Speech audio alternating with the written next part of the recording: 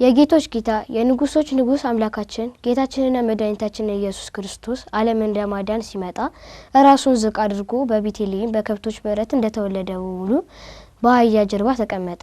ኪሩቤል ዙፋኑን የሚሸከሙለት እርሱ ራሱን ዝቅ አድርጎ በተናቀች እንስሳ ላይ መቀመጡ እጹብ ድንቅ ነው። እውነት ነው።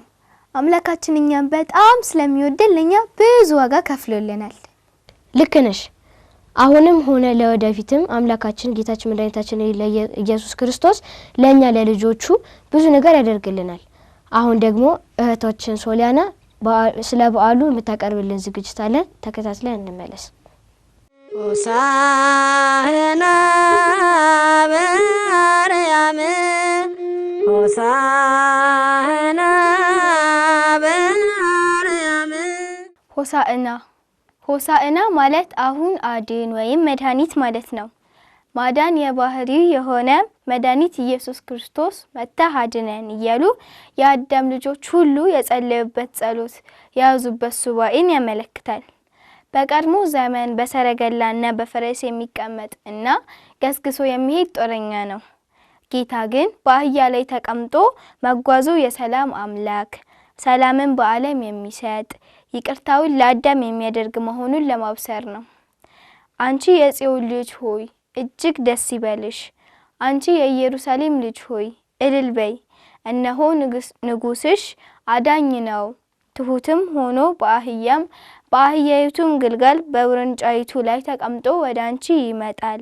ሰረገላውንም ከኤፍሬም ፈረሱን ከኢየሩሳሌም ያጠፋል ተብሎ የተነገረው ትንቢት ንጉሠ ነቢያት ኢየሱስ ክርስቶስ ከቤተፋጌ ወደ ኢየሩሳሌም በሄደበት ዕለት ማለትም መጋቢት 22 ቀን በ33 ዓመተ ምህረት ፍጻሜውን አግኝቷል። በዕለተ ሆሳዕና የእናታቸውን ጡት የሚጠቡ ሕፃናት ሳይቀሩ በትህትና ዝቅ ብሎ በአህያ ጀርባ ወደ ኢየሩሳሌም የገባውን የባህሪ ንጉስ አመስግነውታል። ይህ ከመሆኑ ከ1000 ዓመታት በፊት ቅዱስ ዳዊት በመዝሙር 8 ከሕፃናት እና ከሚጠቡ ልጆች አፍ ምስጋናን አዘጋጀ በማለት በተናገረው ትንቢት መሰረት የተፈጸመ ነው። እንኳን ሕፃናት ይቅርና ግዛን የሌላቸው የቢታንያ ድንጋዮችም ጭምር በእግዚአብሔር ስም የሚመጣ የዳዊት ልጅ ኢየሱስ ክርስቶስ ብሩክ አምላክ ነው እያሉ አመስግነዋል። የሆሳዕና ምስባክ አንደኛ መዝሙረ ዳዊት መዝሙር 8 ላይ ከ2 እስከ 3 ያለው ነው።